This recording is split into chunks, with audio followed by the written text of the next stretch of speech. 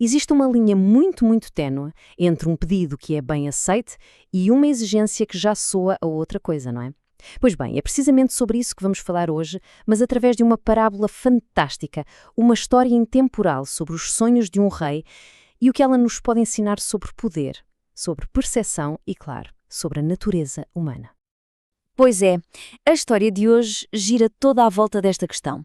Onde é que acaba um gesto que parece charmoso, até mágico, e onde é que começa, uma tentativa de manipulação? Vamos ver que, através da sabedoria deste rei, essa linha fica, na verdade, bem clara. Então vamos a isso. A nossa história começa na corte de um rei. Um rei que era conhecido por ser bastante generoso. E as personagens principais aqui são duas: o nobre rei Afonso I de Aragão e um dos seus criados. Tudo começa quando, um belo dia, este criado se aproxima do rei com uma história, no mínimo, intrigante. Ele conta que teve um sonho super vívido, em que o próprio rei lhe dava presentes dignos de um verdadeiro cavaleiro. Armas, cavalos, roupas finas. Reparem bem. No fundo, era um pedido, claro que sim, mas estava embrulhado de uma forma muito criativa, quase poética. E o rei, como é que reagiu?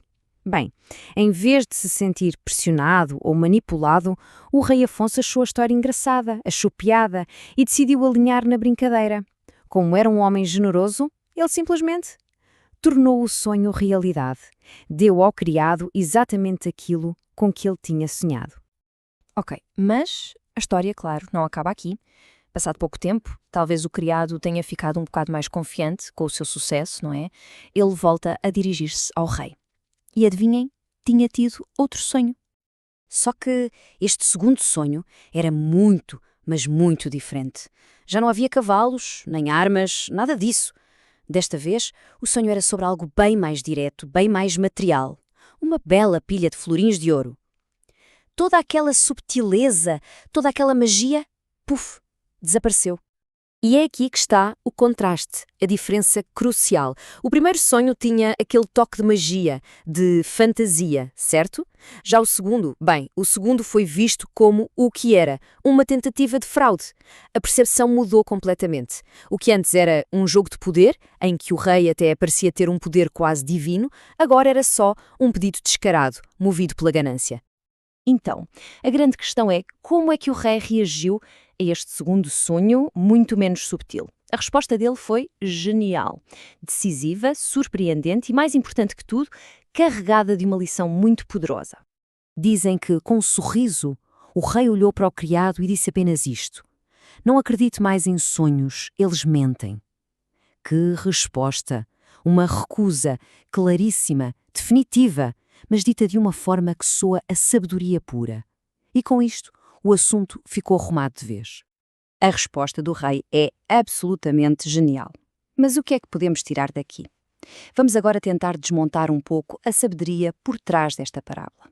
Porque é que a reação dele foi tão diferente em cada uma das situações? Bem, vamos pensar no primeiro sonho.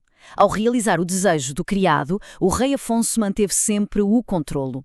Na verdade, ele estava, de uma forma muito inteligente e subtil, a afirmar o seu próprio poder, quase como se dissesse: "Eu tenho o poder de tornar sonhos em realidade."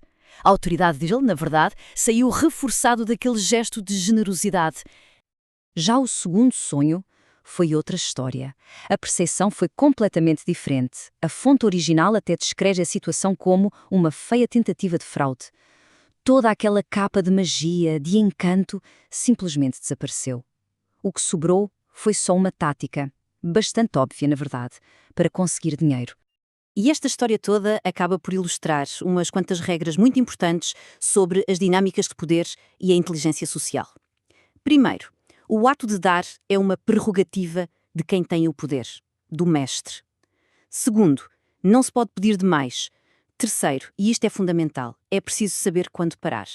E por fim, talvez o ponto mais importante de todos, é sempre melhor receber algo por merecimento do que ter de o pedir. O ponto-chave aqui é este. Nunca se deve colocar um superior, uma figura de autoridade, na posição desconfortável de ter de dizer não a um pedido.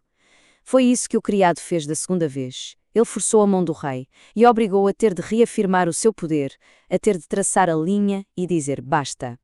E isto deixa-nos com uma última reflexão, não é? No fundo, será que é melhor receber favores por se merecer, de tal forma que eles nos são dados sem sequer termos de os pedir? É uma pergunta interessante sobre mérito versus pedir, que vai muito para além da corte de um rei medieval e que, se calhar, vale a pena pensar um bocadinho no nosso dia-a-dia. Fica a ideia. Até uma próxima.